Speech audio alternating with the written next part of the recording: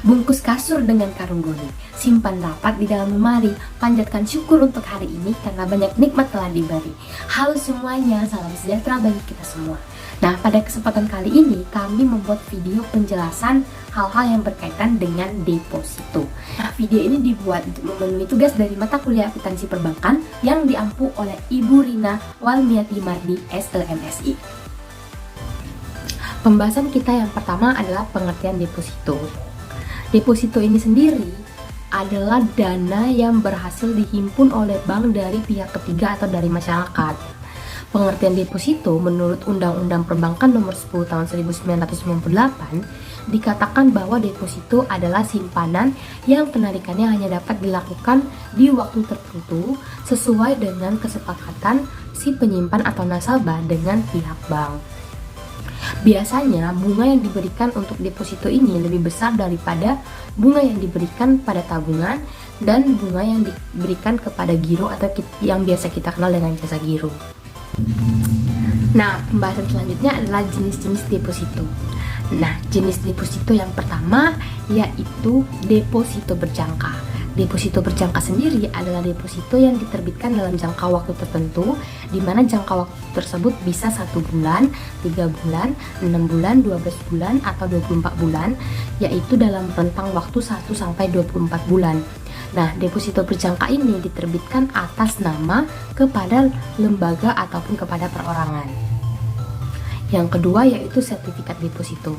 Sertifikat deposito adalah deposito yang diterbitkan pada waktu tertentu yang biasanya dalam jangka 2 sampai 12 bulan, di mana sertifikat deposito ini diterbitkan atas unjuk atau dapat diperjualbelikan dengan bunga yang dapat diambil di muka. Nah, yang ketiga yaitu deposito on call atau deposito yang hanya dilakukan dalam jangka waktu 7 hari maksimal 30 hari. Nah, biasanya deposito ini dilakukan dalam jangka waktu yang cukup cepat karena jumlah dana yang diberikan sangat besar atau dalam jumlah yang besar. Nah, yang terakhir adalah automatic rollover atau sistem perpanjangan deposito secara otomatis setelah deposito tersebut jatuh tempo. Nah, perpanjangan dilakukan untuk jangka waktu dan nominal yang sama, di mana sistem perpanjangan tersebut bunganya dilakukan secara otomatis setelah jatuh tempo.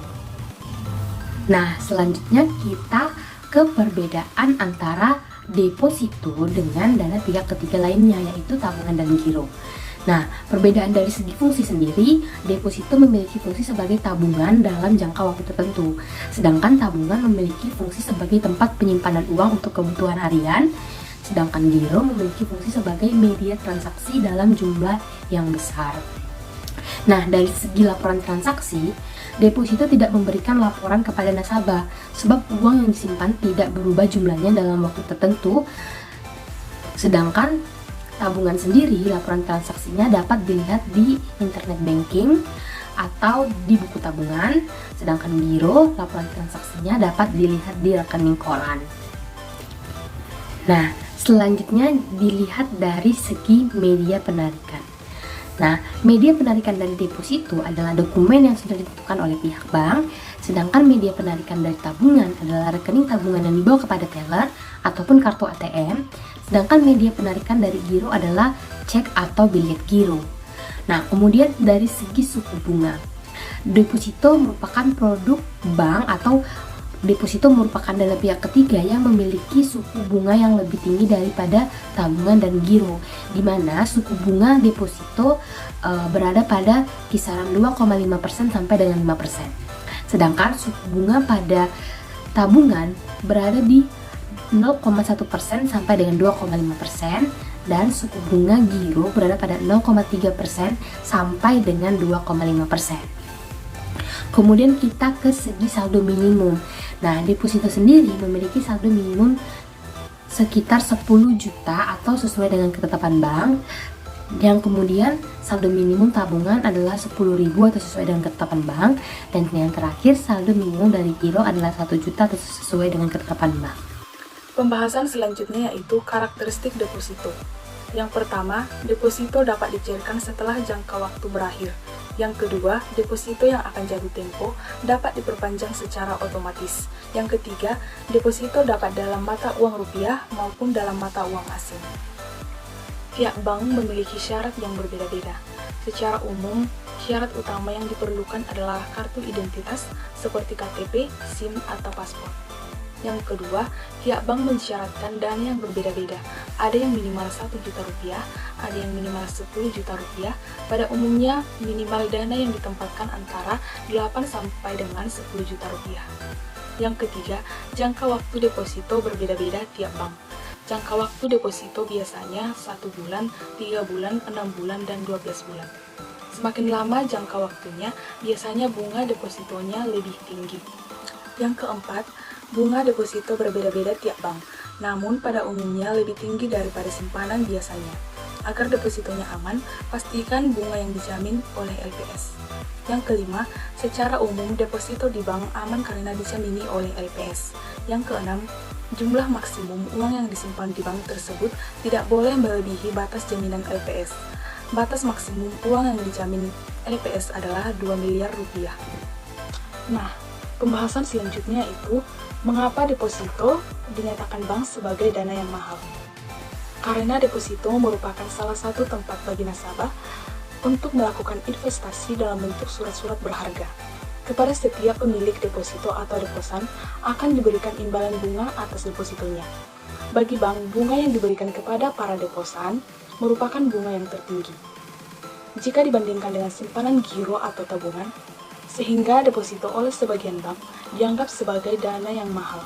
Selain suku bunga atau bagi hasil yang tinggi, deposito juga dijamin oleh lembaga penjamin simpanan atau LPS.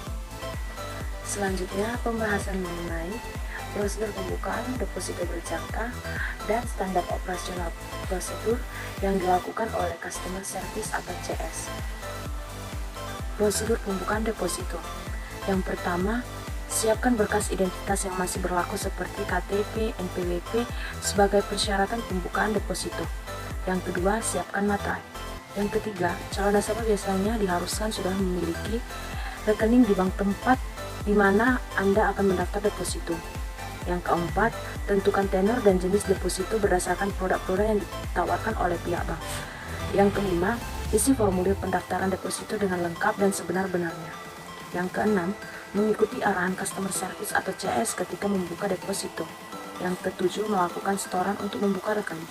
Dan yang terakhir, setelah dinyatakan berhasil, Anda akan menerima bilet sebagai bukti kepemilikan deposito.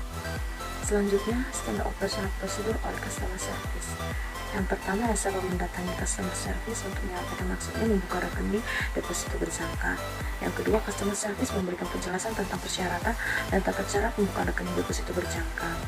Yang ketiga, nasabah mengisi permohonan multi, formulir profil nasabah jika nasabah belum memiliki rekening, dan formulir pembukaan rekening. Keempat, customer service menerima permohonan multi, formulir profil nasabah, dan formulir pembukaan rekening. Yang kelima, customer service melengkapi isian pada formulir profil nasabah dan formulir pembukaan rekening. Yang keenam, customer service melakukan input formulir profil nasabah dan nasabah akan mendapatkan nomor CIF atau Customer Identification Card. Yang ketujuh, customer service meminta nasabah mengisi slip setoran dengan nomor rekening deposito dan setoran jumlah uang yang sesuai dengan nominal deposito lalu diserahkan ke teller. Yang kedelapan, teller menerima slip setoran beserta sejumlah uang yang sesuai nominal deposito. Teller memproses slip setoran tersebut lalu dilakukan input ke dalam sistem. Lalu teller memvalidasi transaksi data kemudian memberikan paraf pada formulir aplikasi pembukaan deposito. Teller menyerahkan aplikasi penyetoran kepada nasabah serta mempersilahkan nasabah mengunjungi customer service untuk mendapatkan bilet deposito. Dan yang terakhir, nasabah menyerahkan bukti penyetoran kepada customer service. Lalu customer service melakukan pencetakan bilet deposito. Customer service menyerahkan bilet deposito kepada nasabah. Adapun cara soal pencairan deposito, yang pertama, nasabah mendatangi customer service untuk menyampaikan maksud mencairkan deposito. Yang kedua, customer service meminta nasabah untuk mengisi surat permohonan multi dan dilampiri dengan bilet deposit yang akan dicairkan. Yang ketiga, customer service memeriksa isi surat permohonan multi. Yang keempat, customer service menyerahkan surat permohonan multi dan bilet deposit yang telah jatuh tempo kepada bagian deposito. Yang kelima, bagian deposito mengisi slip debit pencairan deposito dan melakukan input slip ke dalam sistem. Yang keenam, bagian deposito memberikan stempel atau dicairkan tanggal pada bilik deposito. Yang ketujuh, slip debit pencairan deposito diserahkan kepada teller oleh bagian deposito. Yang kedelapan yaitu teller menerima slip debit pencairan deposito dari bagian deposito lalu melakukan input ke dalam sistem. Yang kesembilan, teller menerima slip debit pencairan deposito dari bagian deposito lalu melakukan input ke dalam sistem. Dan yang terakhir yaitu teller menyerahkan uang tunai kepada nasabah. Nah, pembahasan selanjutnya adalah SOP bank atas penalti ke nasabah deposito. Nah, perencanaan keuangan bank akan sangat terganggu apabila deposito-deposito nasabah dicairkan sebelum waktunya atau sebelum jatuh tempo. Sehingga agar proses pengaturan terhadap perencanaan keuangan bank tidak mengalami gangguan, maka pihak manajemen dana bank menetapkan penalti terhadap deposito berjangka yang dicairkan sebelum jatuh tempo. Nah, pemberlakuan penalti terhadap deposito yang dicairkan sebenarnya berpedoman pada sifat hukum verbintenis atau perjanjian yang mempunyai sifat dapat dipaksakan, yang dimana dalam perjanjian, kreditur atau pihak bank berhak atas prestasi yang telah diperjanjikan dengan nasabahnya. Hak mendapatkan prestasi tadi dilindungi oleh hukum untuk memaksa debitur atau nasabah atau deposan untuk menyelesaikan pelaksanaan kewajiban atau prestasi yang telah mereka perjanjikan. Adapun kebijakan beberapa bank atas penalti deposito. Yang pertama contohnya Bank Mandiri, kebijakan penaltinya memberikan 0,5% dari nominal deposito dan tidak diberikan bunga berjalan. Bank BNI, kebijakan penaltinya tidak ada biaya. Bank BCA, kebijakan penaltinya bunga bulan berjalan tidak dibayarkan. Bank BRI, kebijakan penaltinya penalti untuk jangka waktu lebih 1 bulan sebesar 25% dari bunga yang telah diterima. Dan untuk Bank Sumut, kebijakan penaltinya 2% dari nominal deposito. Perbedaan time deposit dan certificate of deposit. Untuk time deposit dibuka atas nama, sedangkan di sertifikat deposit dibuka atas unjuk. Untuk time deposit nominalnya bebas, sedangkan di certificate of deposit nominalnya ditentukan oleh pihak bank. Di time deposit tidak bisa diperjualbelikan, sedangkan di certificate of deposit bisa diperjualbelikan. Di time deposit, bunga dibayar di belakang, sedangkan untuk di certificate of deposit, bunga dibayar di muka. Di time deposit, bisa dalam bentuk currency, rupiah, dan falas. Sedangkan di certificate of deposit hanya bisa dalam bentuk currency rupiah.